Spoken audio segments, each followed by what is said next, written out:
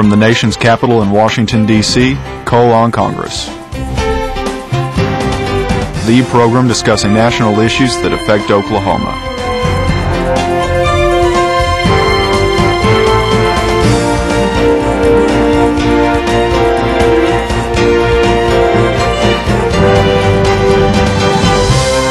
Your host, U.S. Representative Tom Cole. Hi, thanks for joining me today for another episode of Cole on Congress. Today I'm pleased to welcome my good friend and colleague, Congressman Louie Gohmert. Congressman Gohmert represents the 1st Congressional District of Texas and is serving in his 3rd term in Congress. He stays busy by working for his constituents as a member of the Judiciary Committee, the Natural Resources, and the Small Business Committee. He's here today to discuss some of the key issues facing our nation, so welcome. And as I was telling you before we got started, I think you're actually going to be one of the more recognizable guests we've ever had, because Louie is a voice of sanity on the floor more than almost any other member. And so if you're a C-SPAN regular, I promise you've seen Congressman Gohmert not only on the floor during debate, but in the evening on regular. I feel like you're the voice of sanity. I'm just glad to be on here with you, Tom. Well, we're glad to have you. Let me start off with a couple of personal things. You had a pretty interesting life before you ever got here. Louie's a Texas A&M grad. That's important to me since my son is now a Texas A&M graduate student. As he reminds me, they hate the University of Texas just as much as we do at OU, so we got a lot in common there. But second, we have a lot of East Texans go across the Red River and head to. Well, we're interested in all the ones that can run the 40 and 4.4 and can bench press 400. So, in fact, I think a guy named Billy Sims left my neck of the woods some years back. You can send us all the guys like that you got. But seriously, after you graduated from A&M, you did 4 years in the Army, and then had an interesting career as a judge, and then finally into Congress. So really have devoted most of your life to public service in a lot of different facets. Any particular reason that drew you into public service? Well, all through the 80s, my mother used to say, you were supposed to be a public servant. I think you'd be a good judge. And Mother, I enjoy being an advocate. I like being an advocate. I make more money than judges do. I don't want to be a judge. And that went on through the 80s, and she had a brain tumor that eventually took her. And my mother was a brilliant lady. She was just brilliant. Put herself through Baylor from a very poor family. But anyway, the tumor finally took her January 91, and start thinking about some of those smart things my mother used to say, and they were weighing on me in 1991. After that, a few months later, I had a hearing on a breach of contract in front of a district judge, and he called me after we'd had a preliminary hearing trial coming up in a couple of weeks. Said, "That's a mighty fine-looking woman you had in my court. You think she'd go out with me?" Well, that's not appropriate, Tom. I knew that wasn't appropriate. And after I made clear I could not help him, I realized we needed a new judge. But in 32 years of running for office, he'd never lost. And so for 6 months, my wife and I prayed about it, wrestled with it, and we finally had a peace about it. This is what you're supposed to do. But that was only after I tried to find anybody that would be willing to run, and then if there was somebody good that would run, I knew I wouldn't have to. But we jumped in, ran for judge, and turned out people that said, "Oh yeah, you ought to run," told us later we didn't think you had a snowball's chance of ever getting elected. And we carried 70% of the district. So then during the years on the bench, I came to realize, and this was toward the end, Tom, I began sentencing. It seemed like more and more women who had similar backgrounds, and because you read the social history and all, and you hear all the testimony in court, they get bored with high school. Sometimes somebody in their own family would say, why don't you just drop out of school, have a baby, the government will send you a check, and they would start getting a check. They'd realize you can't really live on that check with you and a baby. So they'd have another and another and another, kind of like Tennessee Ernie Ford used to sing Another Day Older and Deeper in Debt, and that's what they were. And eventually, the ones that came before me as a felony judge would have gone and gotten a job because they were desperate, and they thought, well, maybe if I get a job, that with what welfare is giving me for the kids, I can make it, and I finally get ahead and out of the hole. Well, that's welfare fraud if you don't tell that you have a job, and that's how they'd end up in front of me. Some of them would try to get out of the hole by selling drugs, and they'd end up in front of me. But what really got me was, the federal government back in the 60s meant well, best intentioned. Here are some poor single women trying to raise kids because some deadbeat dad won't help with the kids. And so let's help them. Let's send them a check. So a federal government was luring these women into a rut with no hope of ever getting out. Now, everybody has to be responsible for what they do, but it made clear to me intentions are not enough. There's bad decisions that are hurting generations of people going on in Washington, and maybe I ought to try to make a difference there. So is that what motivated you to finally run for Congress?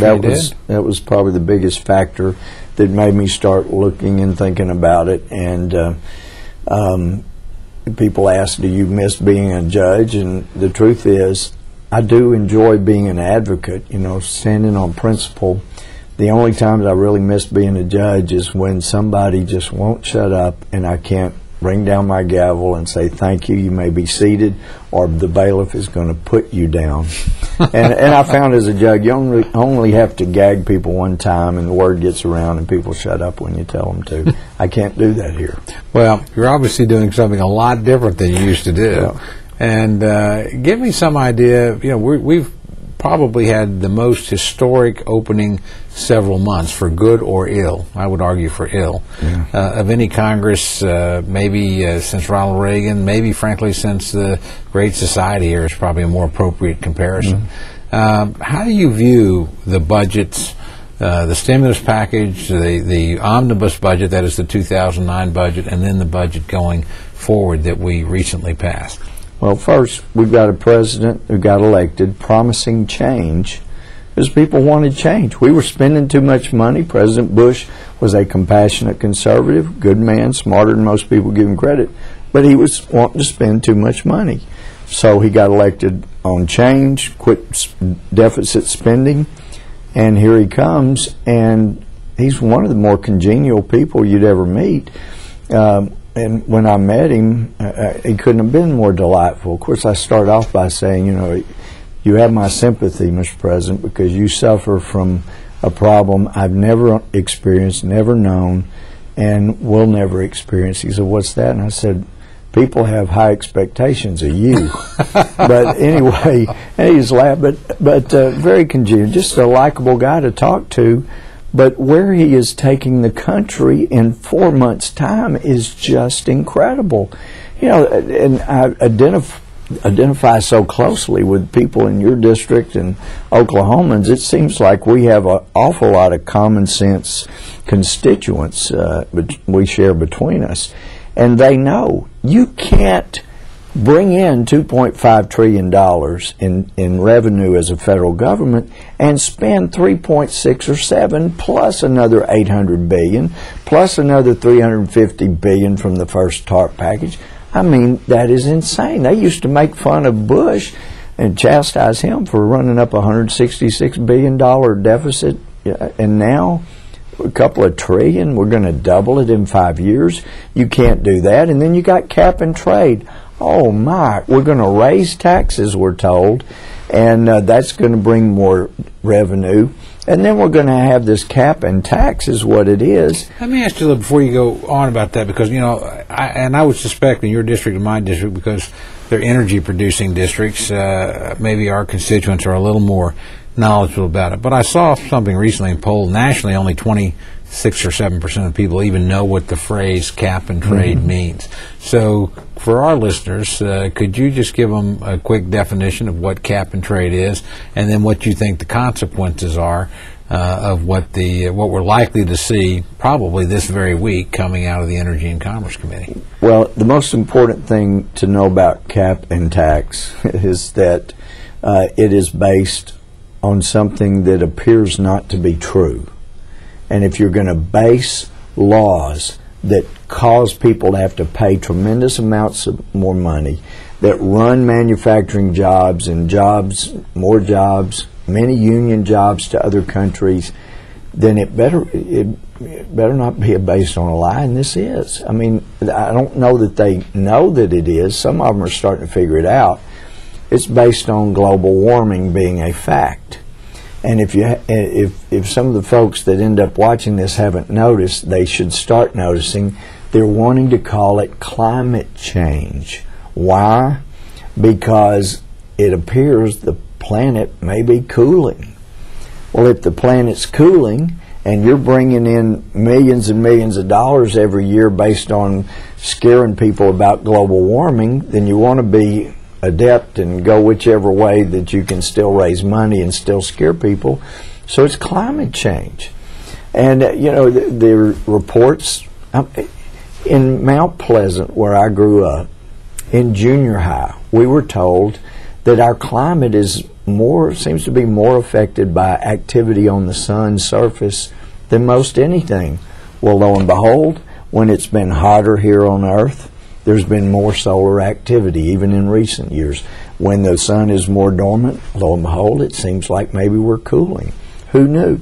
Well, I asked President Bush when he was saying maybe there is some truth. I said, well, what do we know yet what's causing the ice caps on Mars to melt? He said, they're melting. I said, yeah. So it's based on something that is not necessarily true, that the planet is warming. And I read an article recently where some of the global warming who are wanting to call themselves climate change now were saying, you know what, we've been saying too much carbon dioxide is trapping heat in the atmosphere, and that's what's warming the planet. But you know what? It may be that the carbon dioxide is causing the sun's rays to bounce off our atmosphere, and that may cause cooling. They want to have it either way. Yeah. Whichever way it's going, they want to scare people. Send your contributions in. But the bottom line of all the cap and trade people need to understand is it's about taxing them more, causing them more expense for their energy, because it will cause substantial increases in their energy. People on fixed incomes won't be able to afford it. But it's also about control, because if you're creating a problem out there, in fact, carbon dioxide is what we breathe out. I think we've got some people that are breathing too much, Tom.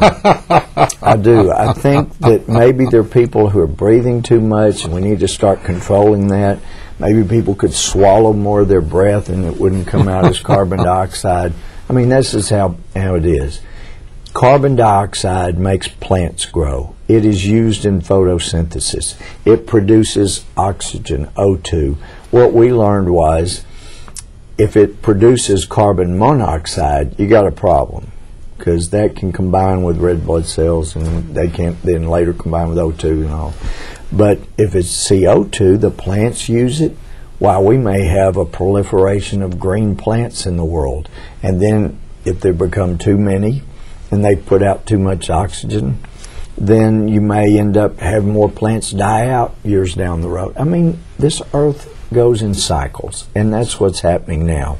It's been seized on by this administration to say we have got to penalize ourselves for being an advanced nation. We are going to drive jobs overseas because, some of these manufacturing jobs, they create pollution and things. They don't have to.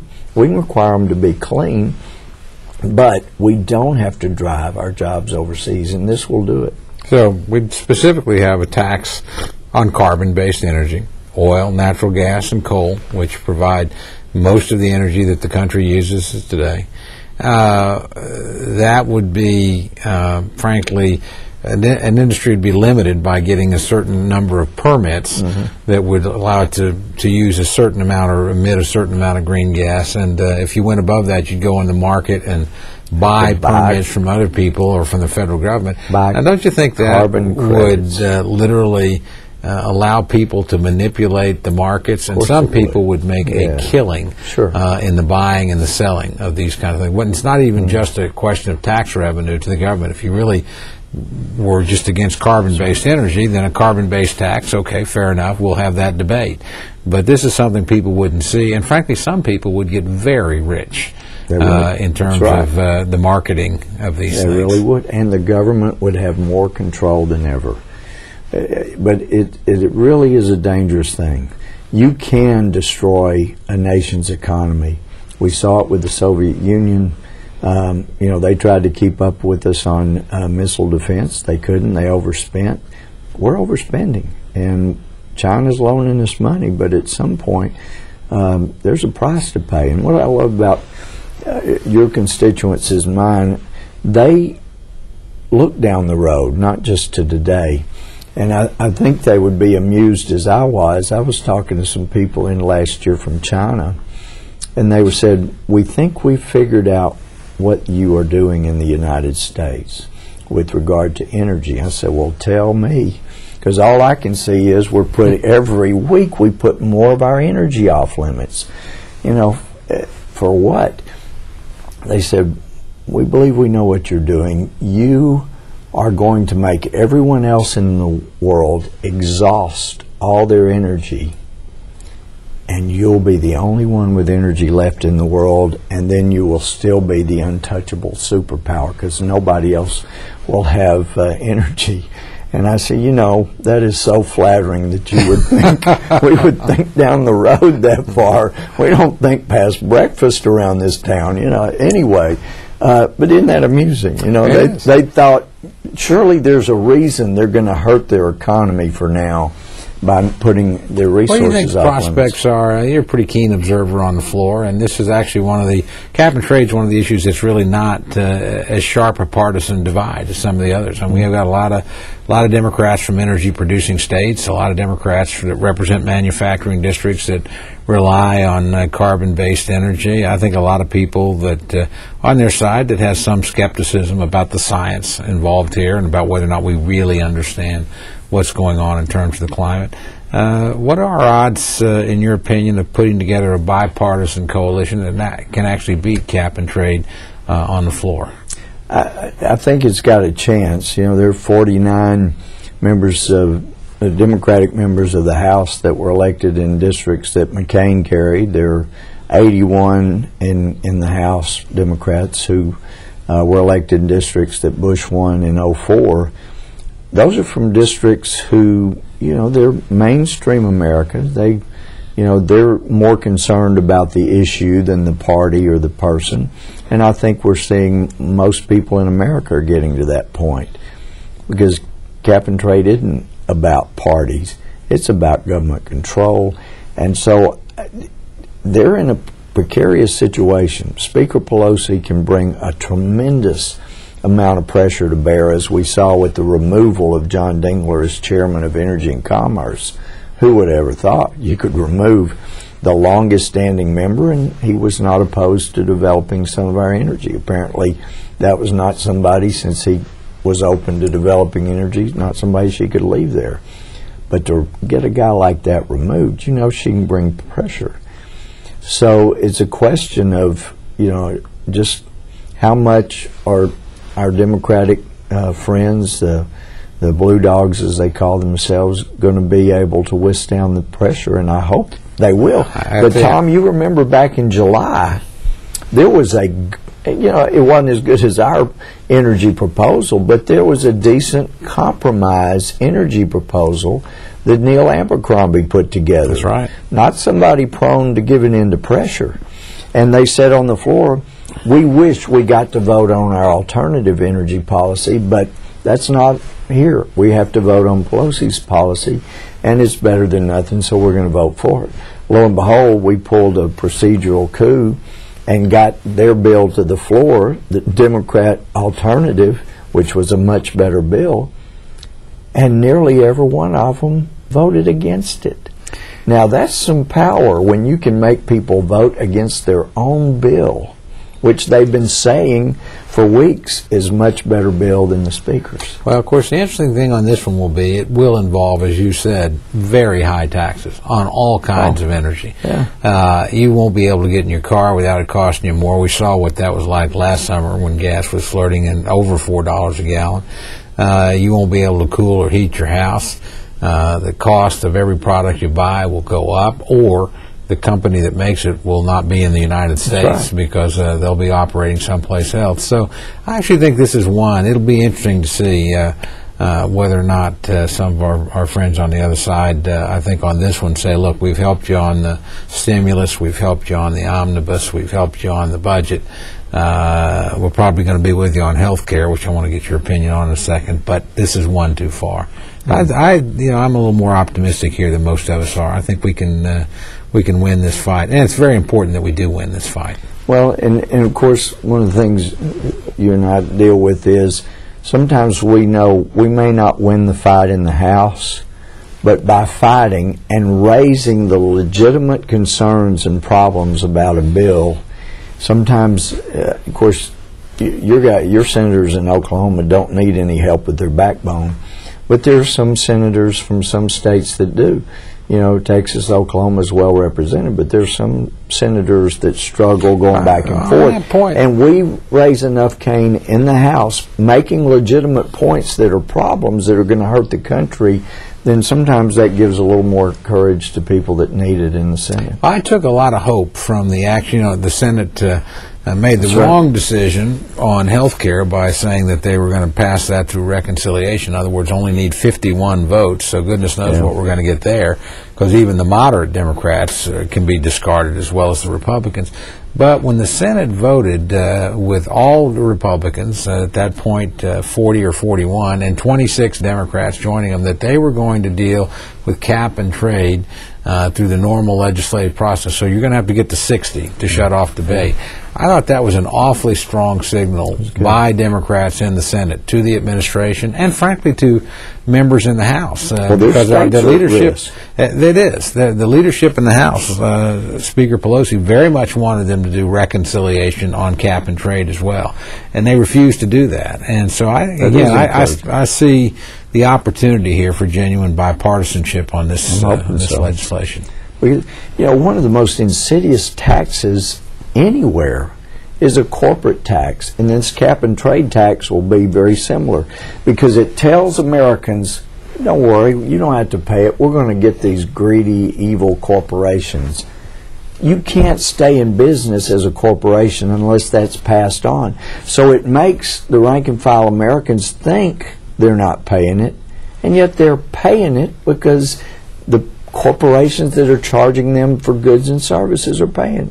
So it makes them think they're getting something for nothing, and I think it's very disingenuous when people say, let's go after the greedy corporations. It just means they're going to end up paying more. Now, I'll just predict for our audience, you heard it here first. You'll hear Louie Gohmert speaking about this again and again and again as this fight goes on this summer, and doing it very effectively. Let me ask you about this. We don't have a lot of time left, few minutes, but I wanted to talk to you a little bit about your work on the Judiciary Committee. You've obviously, as a judge, as an advocate, got a distinguished background there. That's known in Congress as one of the most partisan committees, sharpest debate, sharpest divide. You think? Yeah, I think so. It's not like Armed Services where I used to be, where we actually sort of got along and could pass things together with under both Republican and Democratic chairmen, but it never seems to work that way when you get all these folks in that room. But tell me some of your observations. Where do you think the majority wants to take us? What are your thoughts on the potential nominees for the Supreme Court? We don't know who they are yet at the time of this taping, but if you could give the president some sage advice on who he ought to be picking, or the kind of person he ought to be picking, what would you tell him? Well, he wouldn't take my advice, but you don't find people who are necessarily empathetic. You find people who believe in the rule of law, who will follow the law, who, like when I was a judge, Tom, there were times I didn't like the law, but I knew if I did not follow the law as a judge, then what chance did we have as a nation of raising ourselves up above just mere mortals? For this country to become as great as it is, it had to be a nation of laws. And I think better than any nation, maybe even greater than Solomon's Israel, this nation has had the best sense and the best system of justice, where, every now and then somebody gets away with something they shouldn't, but whether you're president or whoever, generally you are responsible like everybody else. You don't find that in third world countries. You don't find that in some of the countries nearby us, where graft and corruption is such a problem because it's basically their policy. So here we need someone who will just follow the law and not become a legislator. That is not their job. In fact, you may have heard me railing on the floor after one of the Supreme Court decisions where they said, you know, we believe that there is an evolving American will of the American people and that there's international consensus, but the evolving will of the American people? Those guys on the Supreme Court want to talk to us about the American will? That's why we had rules and laws, is that we don't do kidding. that. And then that's our job. If the American people change their mind. That's exactly what I said. If you on the Supreme Court find yourself asking, what is the will of the American people, then here's your answer. It's none of your business. None of your business. That's not your job. You rule on the law. But I'm very concerned that the way the president's talking, he wants someone who will manipulate things and rewrite the Constitution the way he wants it to be, not the way it is and should be, fair for everyone. He wants it manipulated. And I tell you, on judiciary, you're right. I mean, we've got the far left liberals on one end, and you know, some of us are fairly conservative on the other end. Some of them are friends, and I like them very, very much. And they honestly believe they're helping the country. But they don't understand. Like whether hate crime, there's another one. It's based, we hate hate, but I love free speech more.